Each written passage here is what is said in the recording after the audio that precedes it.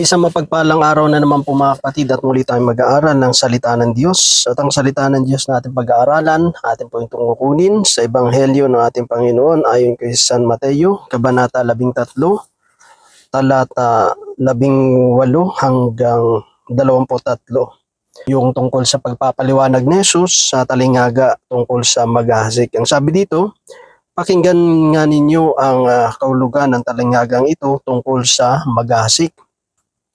Ang mga nakikinig ng salita tungkol sa paghahari ng Diyos ngunit hindi nakaunawa nito ay katulad ng binhing na hasik sa daan, tabi ng daan. Dumarating ang masama at inaagaw ang nasik sa kanilang puso.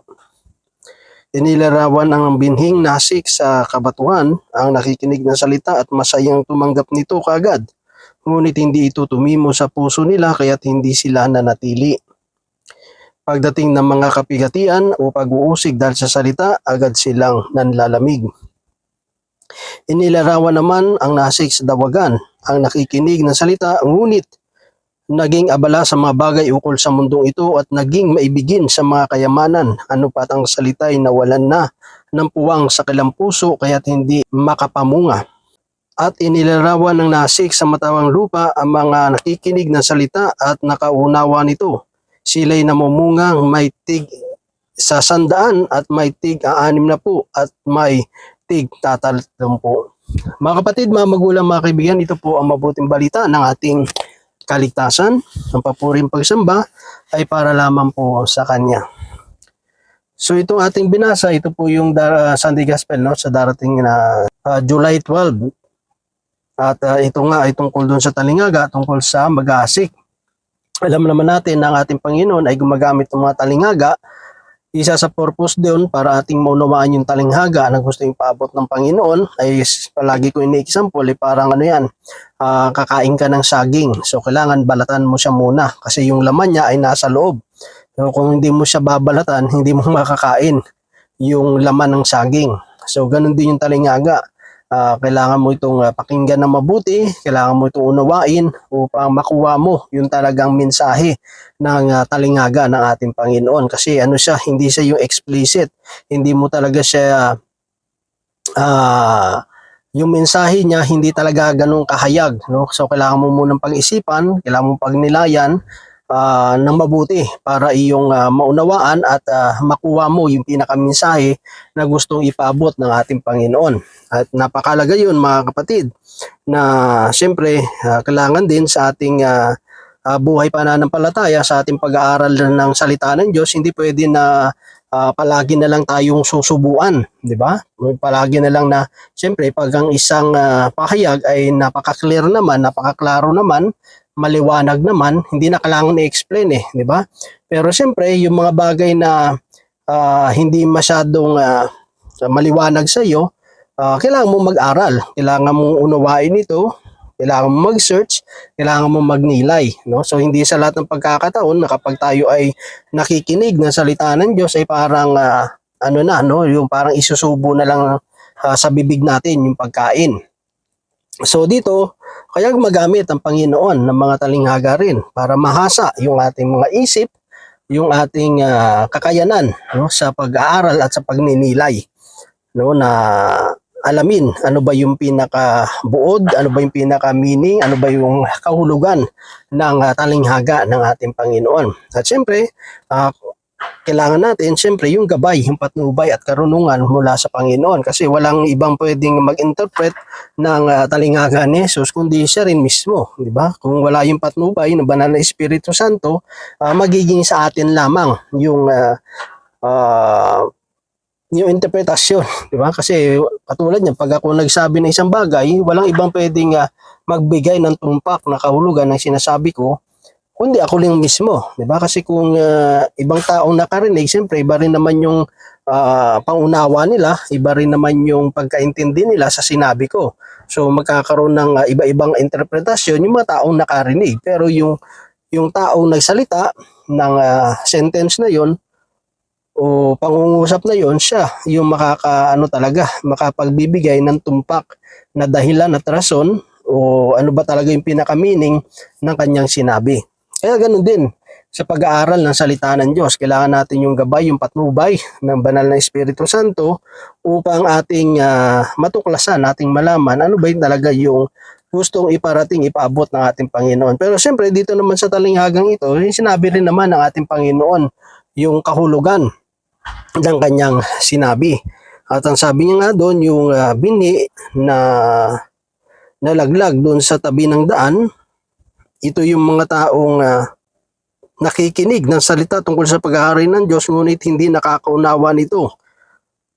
So, yun ang tinutukoy doon. Yung bini na napunta sa tabi ng daan, ito yung mga taong nakinig ng pag-aari ng Diyos pero hindi naman nila nauunawaan. Dumating ang masama at inagaw ang nasig sa kanilang puso. Diba? Kasi siyempre, kasi mahirap kasi yung isang bagay kapag hindi mo talaga siya nauunawaan, madali mo siyang makakalimutan eh. 'Di ba? Katulad niyan, pag ang isang bagay na narinig mo lang, 'di ba? Pero hindi mo talaga siya inunawa, mga ilang araw makakalimutan mo na 'yun eh. Pero yung isang bagay na naunawaan mo, kahit tumagal pa ng ilang taon yan, mananatili yan sa utak mo eh. 'Di ba?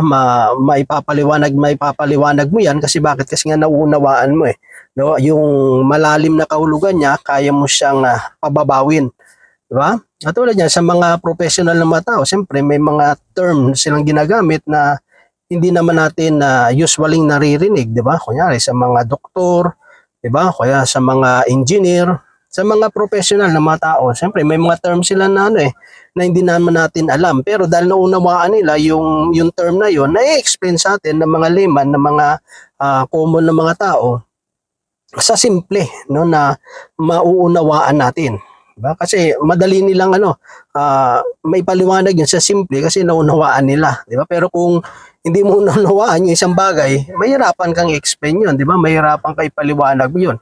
Paano mo maipapaliwanag ang isang bagay na hindi mo naunawaan? Diba? So mahirap talaga po yun mga kapatid. At dahil doon, nawawalang kabuluhan yung kanilang napapakinggan. Kasi walang halaga yun yung dami ng nalaman mo kung di mo man nauunawaan. Marami kang ang alam, pero ang tanong, nauunawaan mo ba? 'Di ba? So, makikita mo kasi sa pamumuhay ng tao kung naunawaan niya. No? Sa pamagitan ng kanyang ginagawa, malalaman mo kung alam niya, kung naunawaan niya yung ginagawa niya. 'Di ba? Kahit naman sa trabaho alam mo talaga yung taong gumagawa na naunawaan niya at naintindihan niya yung kanyang ginagawang trabaho. Pero yung mga taong gawa lang ng gawa na hindi nila nauunawaan yung kanilang ginagawa, mostly hindi nila ginagawa yun ng tama. Kasi bakit? Kasi mali yung kanilang mga pamamaraan, mali yung kanilang pag-apply ng pinagagawa sa kanila. So dito mahalaga mga kapatid, no? Kaya marami ang mali yung kanilang pamumuhay, yung interpretasyon sa salita ng Diyos kasi nga hindi nila ito naunawaan. At siyempre, sabi ko nga kanina, kung hindi dahil sa gabay at patnubay ng Panginoon, hindi natin maunawaan yung mensahe na gusto ipaabot ng Diyos. No? Kasi siya yung magpapaunawa sa atin. No? So dito, napakalaga na talagang hinihingi natin sa atin bilang nag-aaral ng salita ng Diyos, yung patnubay, no? Yung karunungang nagmumula sa Panginoon. At sabi doon, inilarawan ang binhing nasig sa kabatuan, ang nakikinig ng salita at masayang tumanggap nito kagad. Ngunit hindi ito tumimo sa puso nila kaya't hindi sila nananatili. Pagdating ng mga kapigatian o pag-uusig dahil sa salita, agad silang nanlalamig. Diba? Ito yung mga taong tinanggap yung salita ng Diyos. Maraming ganyan no? Pag bless na bless, no? Talaga namang grabe yung kagalakan nila no, sa pagtanggap ng salita ng Diyos. Kaso siyempre akala nila na puro na lang saya, puro na lang ligaya. Siyempre ganun talaga pag pag bago ka sa gawain, siyempre iba yung katuwaan mo, parang nasa honeymoon stage ka no. Hindi mo pa nararamdaman yung talagang pagsubok, yung talagang pagtitiis no. Yung lalo na doon sa pagsasabuhay na ng salita ng Panginoon, siyempre akala ng iba ay ganun lang kadali, di ba?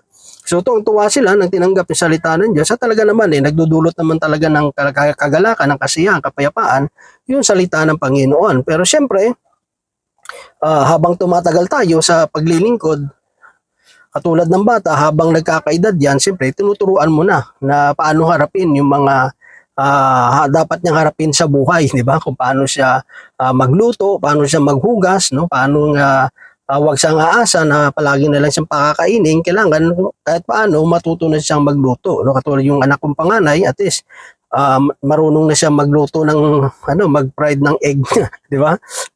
So at least kung gutom siya, alam niya na yung gagawin niya. 'Di ba? Hindi niya na kami kailangan tawagin. So makaka-produce siya, makakagawa siya ng pagkain na gusto niya, 'di ba? So hindi siya na magugutom. Kaya sa paglilingkod, makikita natin kasi sa batuhan no? Konti lang yung lupa diyan. At siyempre alam naman natin na ang bato kapag nainitan yan, mas mainit yan 'di ba? Kaya nga yung semento, yung kalsada, 'di ba? Pag mainit yan, hindi ka pwedeng magpaa Kasi grabe init yan, talagang mapapasok ka. 'Di ba? So talagang matutuyo, madali talagang malalanta yung tanim na yon. At sabi doon nang dumating na nandun na yung pagsubok, no, dahil sa salita ng Diyos, nanlalamig na sila, no? Kasi hindi tumimo, no, talaga sa puso nila yung salita ng Diyos, di ba? Hindi talaga nagrema sa puso nila, no, yung kanila lang ay nagalak lang sila, no, na natuwa, na masaya, diba? Nang tinanggap nila yung salita ng Diyos, pero hindi talaga tumimo sa puso nila. Kasi kapag yung salita ng Diyos talagang tumimo sa puso mo, hindi lang naman magagalak ka kundi nandun din yung pagsisisi natin sa mga pagkukulang, pagkakamali natin na nagawa sa Diyos, di ba?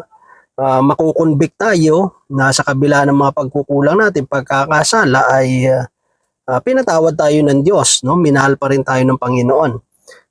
Hindi lang yan puro kagalakan ang dulot ng salita ng Diyos, di ba? Nandun din yung conviction talaga na makita natin yung ating sitwasyon sa harapan ng Panginoon. At dahil dito, marami yung nanlalamig. Kaya hindi na tayo magtataka na marami naglilingkod sa Panginoon na grabe yung kasiyahan nila.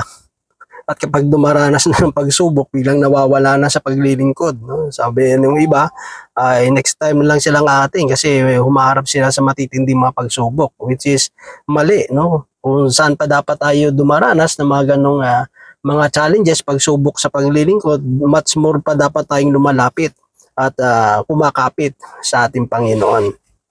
Kasi talaga namang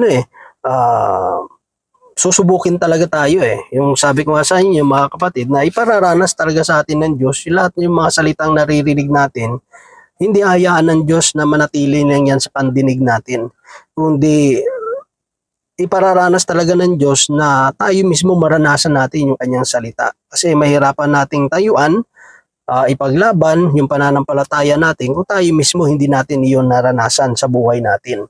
Kung tayo mismo hindi natin naranasan yung katapatan ng Diyos, yung mga promesa ng Diyos na binitawan niya sa kanyang mga salita, kung hindi natin ito nararanasan. So mas lalong tumatatag, tumitibay yung pananampalataya natin, the more na dumaranas tayo ng mga pagsubok sa paglilingkod sa Panginoon. Doon talaga tayo tumatatag 'di ba? Hindi katulad din yung kala ng iba, mas tumatatag yung pamilya dahil palagi silang masaya, nakukuha nila yung kanilang gusto o umuunlad yung buhay nila. Pero ang totoo talaga niyan, mas lalong tumatatag ang isang pagsasama ng isang pamilya kapag nasubok na ng panahon 'di ba? Nakaranas ng isang matinding kahirapan, problema, pagsubok sa kanilang tahanan, pero nanatili silang matatag. So mas doon tumitibay yung kanilang pagkakaisa, yung kanilang pagmamahalan, yung damo nila nakikilala yung bawat isa sa kanila at yung pagkakaunawaan sa isa't isa. At ang sabi doon, inilarawan naman ang salita, ngunit inilarawan naman ang nasik sa dawagan, ang nakikinig ng salita, ngunit naging abala sa mga bagay ukol sa mundong ito, at naging maibigin sa mga kayamanan, ano pat ang salita'y nawalan na ng puwang sa kanilang puso, kaya't hindi makapamunga. No, ito naman yung mga taong nasikan ng salita ng Panginoon, pero naging abala sa mga bagay sa mundong ito at naging maibigin sa kayamanan. Kaya nga sabi, the love of money is the root of all evil, no? Yung kasakiman, yung pag-ibig sa salapi, ito yung nagiging ugat ng lahat ng klase ng kasamaan. Kasi yung paglayo mo pa lang sa Diyos, masama na yun. Di ba? Yung paglayo pa lang natin sa Panginoon, wala ka pang ginagawa talagang o yan, nagnakaw ka o kaya pinag-imbutan mo yung property na ibang tao, o kaya nainggit ka sa katanyagan o kaya sa pag-unlad ng kapwa mo tao, di mo pa ginagawa yun, pero yung paglayo mo pa lang sa Panginoon, kasalanan na yun. Di ba? Ano na yun nagpapahiwatig na yun mga kapatid na malapit na tayo sa pagkakasala. At dito may kita natin naging abala sa mga bagay sa mundong ito, no? Naging maibigin sa mga bagay sa mundong ito. Ano ba yung mga pinaabalahan ng mga tao? Siyempre pagkain, yung mga basic needs, di ba? Yung cloth, food and shelter. Ito yung talagang minimiti ng tao. Hindi lang yun, pati mga karangalan, katanyagan, di ba? Maraming ang mundong ito na panghatak na kung saan kung mahinay na lang yung ating pundasyon sa salita ng Diyos, sa yung pananampalataya natin sa Panginoon, talaga mahatak ka sa mundong ito.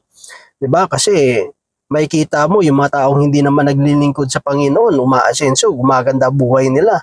Pero ikaw, matagal ka na naglilingkod sa Panginoon. Yung matagal mo ng prayer hanggang ngayon, hindi pa rin na-answer prayer.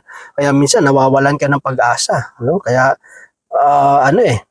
minsan yung yung itetem ka, di ba? Iinggitin ka ng mundong ito, ng mga taong sa mundong ito, na sasabihin nila, tingnan mo ako, hindi naman ako katulad sa iyo na talagang grabe maglingkod sa kay Lord, pero tingnan mo, mas maganda pa buhay ko kaysa sa iyo. So kung yun ang papansinin natin, yun ang titignan natin, ay talagang mawawala tayo sa paglilingkod natin sa Panginoon. At marami talaga, kahit dito sa Canada, no, dahil nga sa mga bills, mga babayarin, ay talagang hindi pwedeng isa lang yung trabaho mo dito. 'Di ba? Kailangan mo talaga mag-double job. Yun na lang ipinapasalamatan ko kay Lord na kahit dalawa yung trabaho ko, at least yung trabaho ko Monday to Friday lang, 'di ba? At least yung Sabado Linggo ko sa family, and the same time yung natin, yung day with the Lord, 'di ba? Yung Sunday natin, kahit nga yung Sabado natin nasa mission tayo, no? Nangangaral ng salita ng Diyos, at yung Sunday, no, sa family appointment. And the same time, kahit naman dito sa trabaho ko, at least kahit paano nakakapag-record po tayo at nakakabahagi ng salita ng Panginoon. So isang malaking bagay din yun na pinasasalamatan ko kay Lord, kasi yung trabaho ko naman talaga, katulad dito, may time ako, kahit yung sa second job ko, hindi naman yung 8 hours ko, puro trabaho lang, di ba? Kasi lalo sa second job ko, pag naibigay na yung trabaho, yung pinagagawa sa akin, pag natapos ko na, so most of the time, waiting na lang ako kung may papagawa pa sila. Pero kung wala na, so yun ang ginagamit natin, na hindi masayang yung oras natin, magamit pa rin natin ito for the glory of the Lord, di ba? So yun minsan mga kapatid, doon tayo dapat umiwas sa mga bagay sa mundong ito.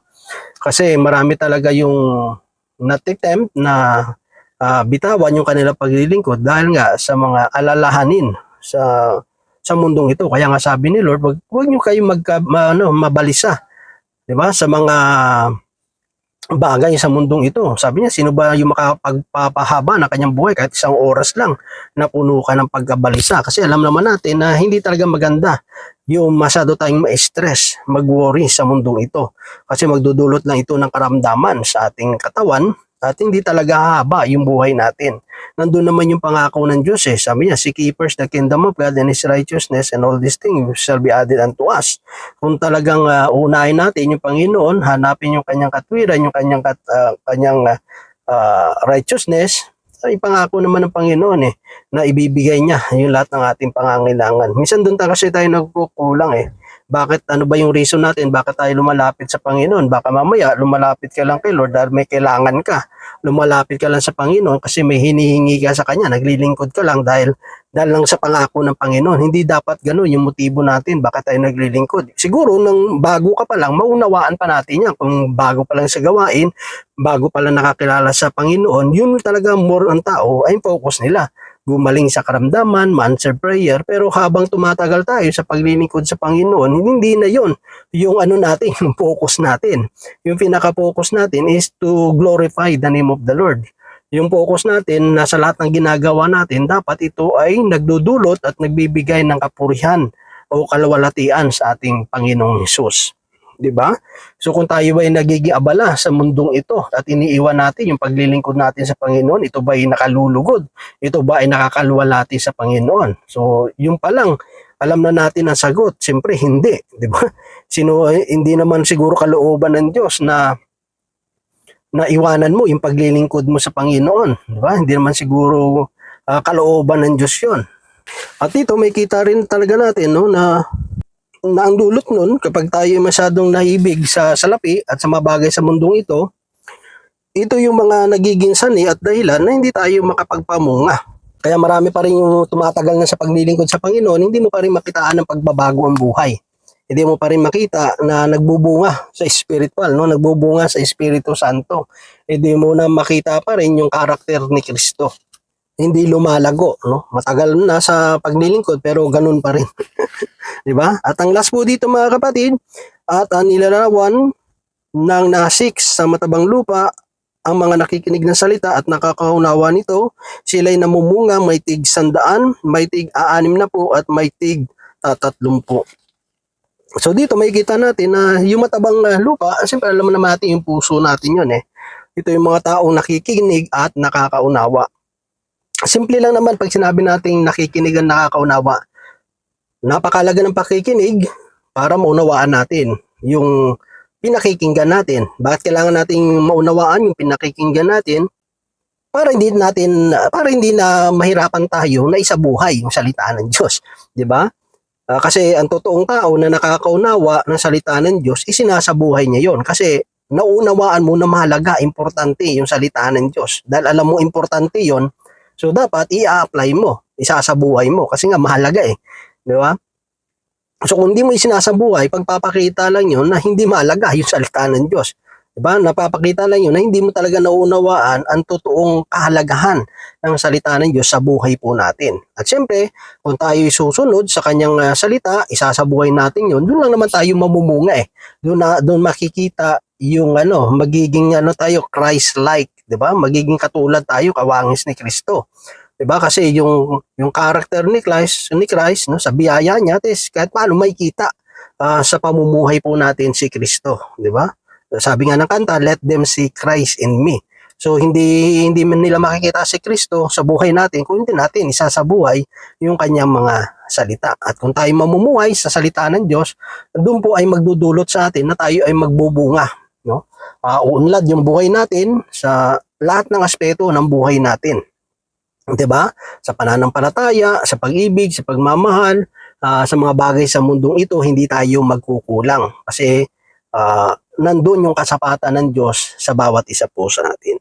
So yun lamang mga kapatid, at patuloy hingin natin yung biyaya, yung pagpapala ng Panginoon, tayo gabayay tulungan na patuloy tayong bigla ng kakayanan upang ating maisagawa ang kanya pong kalooban. So yun lamang mga kapatid, ang tawaan Diyos patuloy magpala sa bawat isa sa atin. God bless po sa ating lahat.